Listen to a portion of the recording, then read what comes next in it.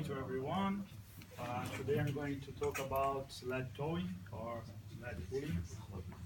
So this exercise has been observed to provide specific mechanical overload, particularly at horizontal direction, also with explosive triple extension action of the hip, knee, and ankle, as well as inducing specific spring training adaptations within the neuromuscular system. And also it has been considered very efficient to enhance acceleration performance and leg power. If we consider that acceleration phase is important in soccer, particularly during the game, where players perform the sprints over 5, 10, 20 meters, the majority of them. So then we may say that this exercise type provides high transference to soccer performance. However,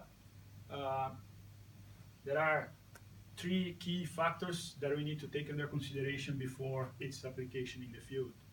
So the load of the sled, the kinetics, and the kinematic factors.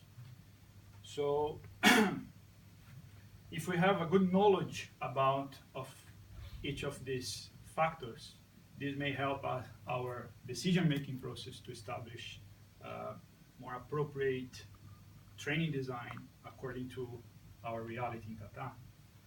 So regarding the kinematics and loading factors, studies have mainly used comparative loads. So for example, light versus unloaded sprint.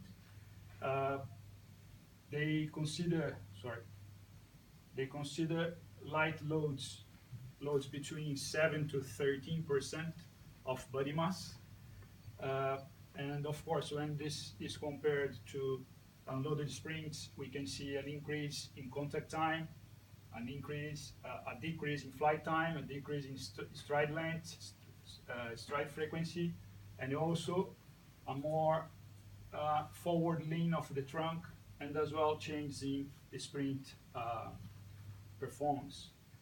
But when they compare this with heavier loads, that they consider heavier loads about 30% of body weight, these values are significantly increased, as you can see on the red markers. Based on these findings and these values, kinematic studies suggest or recommend that training with the sled pulls must be taken under light loads in order to not change sprint kinematics or to have minimal change. It's important to highlight here that these studies, they have used only acute interventions, so they are looking for kinematics outcomes.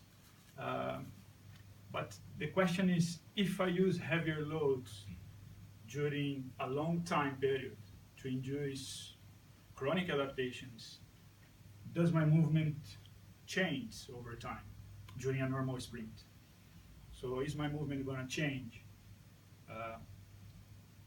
I think, in my opinion, the more load or the more force-based overload mechanical you apply on a movement or a determined movement, the more it drives a particular kinematic outcomes or a particular kinematic strategy to deal with that load. So the question that I ask is, are we overloading our players appropriately if we use light loads? And then when we look at kinetic studies, we see that light loads do not add any benefit compared with normal or unloaded sprint, while heavier loads induce maximal or greater net horizontal grand reaction force and propulsive impulse. This has been also observed with very heavy loads of sled at 8% of body mass. This is maybe due, or possibly due, to a more horizontal orientation of force application and longer duration available to apply force against the ground. Therefore, we may say that light load sled pull may not be sufficient overload to increase adaptation.